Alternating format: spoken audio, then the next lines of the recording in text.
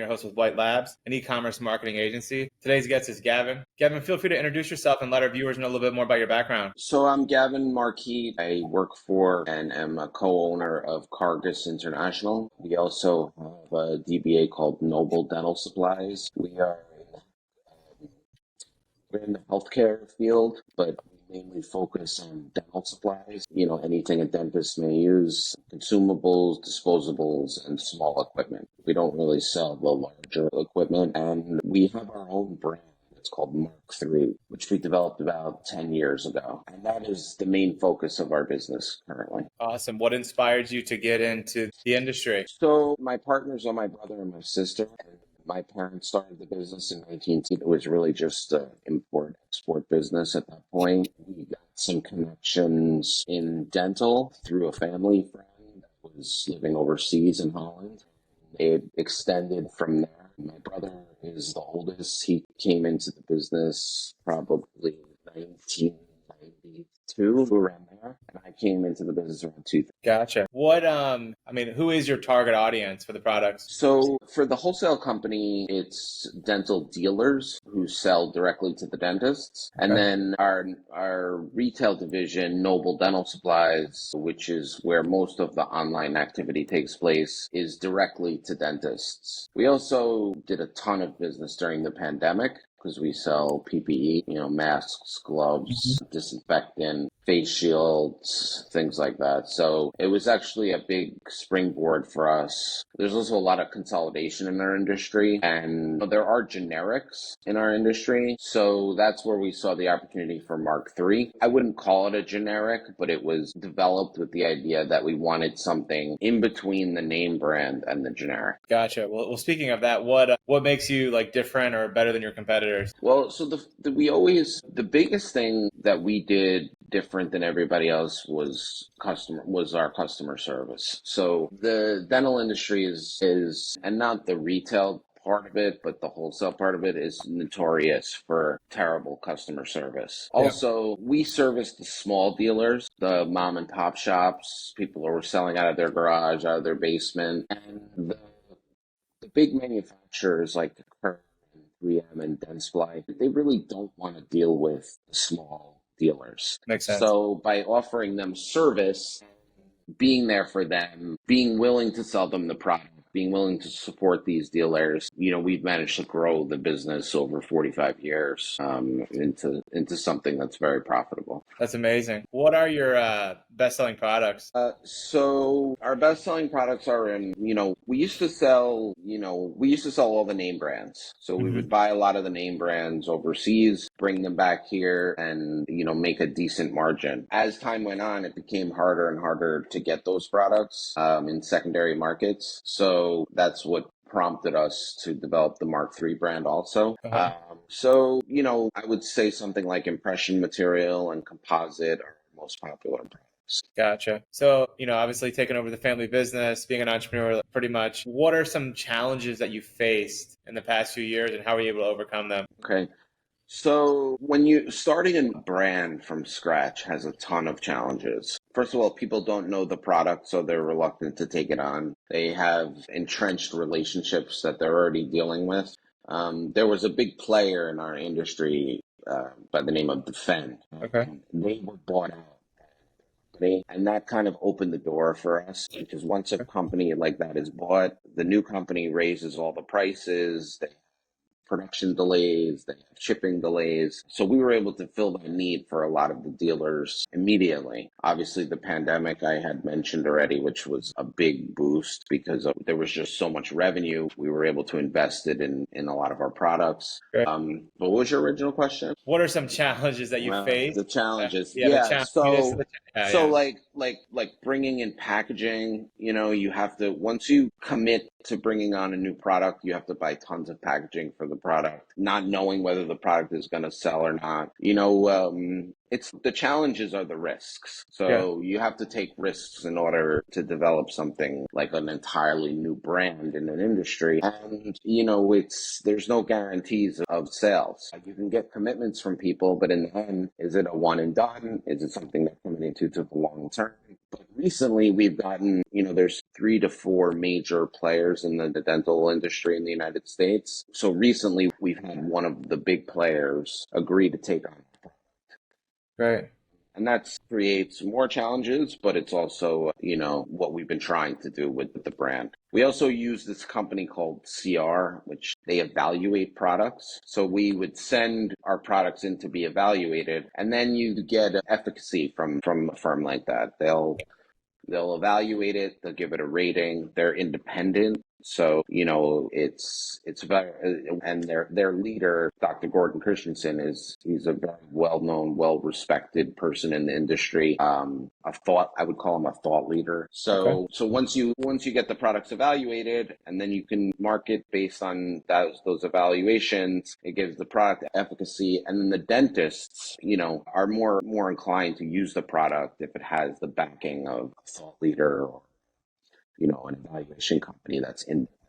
So that was actually something that was really helpful to us. That's great. That makes sense. What is your future plan for yourself and the brand? So we plan on growing the business. We just made a huge investment into latex gloves, not just latex nitrile gloves. It's one of the big new products that we're trying to move. We saw that there was an opening in the market for, again, like a higher quality glove, but not the top quality and better than generic. And so that we've expanded our website. What else have we done?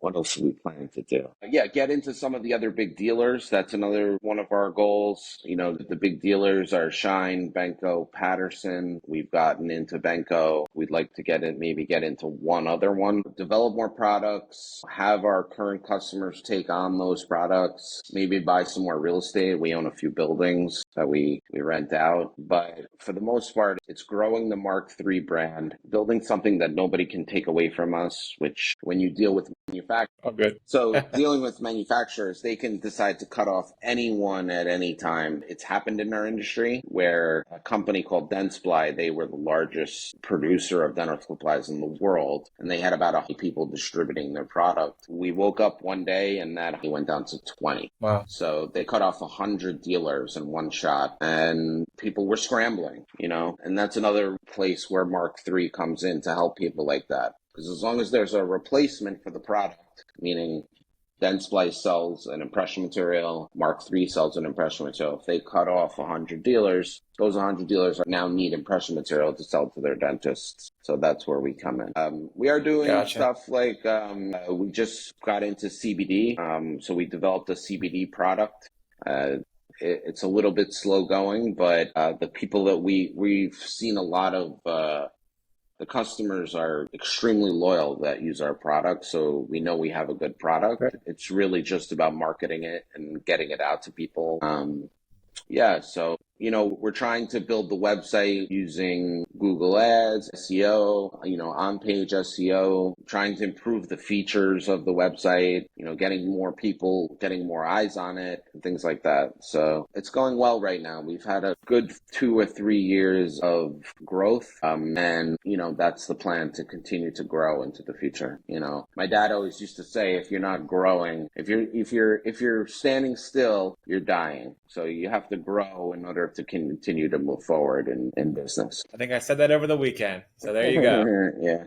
That's great. So you've mentioned like SEO and some things you've done. What has been the most successful activity you've done to promote the brand in the last 10 years that you've seen that's really wored for your business without giving away secrets? This is going to be a little bit controversial, but Okay. I would say that referrals have been one of our most successful things. Now, we don't have a set referral program, but our most loyal customers come from when other people refer us, and that's just a fact. And we've built it kind of slowly. I do believe in slow growth. Sometimes when I was talking about 20 earlier and how big of a boon it was for us, and we did do in sales, we did maybe 3-4 times what we normally do in sales in 20. But in 20, we lost, I would say, 90% of that business. It was a one and done. Boom. And then there was no need for masks anymore, so they didn't come back. Getting the products evaluated was a huge step for us. We also put our products on a marketplace. So in dental, there's a website called Net32, and what they are is just a marketplace for dentists. And they have probably 100 products on there. And we were originally selling on Net32 through our Noble retail site. But what we ended up doing was taking a step back from selling it through retail, and we pushed it through the wholesale side. There's companies on Net32 selling Mark III competing with each other. And put brand new eyes on the product and the whole line. And it's really helped grow the brand because of just the amount of eyes on it. And then when you do, we really had to, so the sales for Mark III have always been decent, but when we started getting the doctors, when we started doing marketing from like the ground up, like getting the doctors specifically to request our product, that's when we started seeing like exponential growth. So it wasn't necessarily about having the wholesalers just carry the product, but ground level, having the doctors themselves say, this is a good product, it's saving me money because it's not as expensive as the name brand. And then them telling their dealers who maybe, may or may not be carrying the product, I want Mark III. Then they go to their higher ups and they say, I have my customers are requesting Mark III. And that's how we got into Benko, which is, one of the biggest in the country. That's great. That's great. Yeah. All right, Gavin, any advice you can give our entrepreneurs that are starting out an e-commerce brand? Any advice in the beginning you can give? So first of all, believe in your product. That's the first one. If you don't believe in your product, you're not gonna go anywhere with it.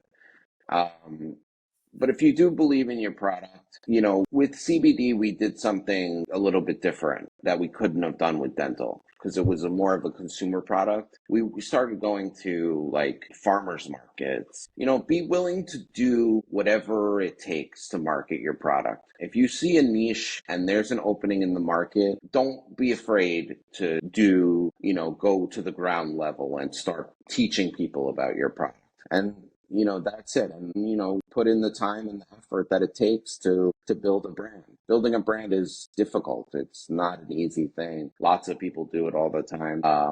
And, have some ownership over your brand.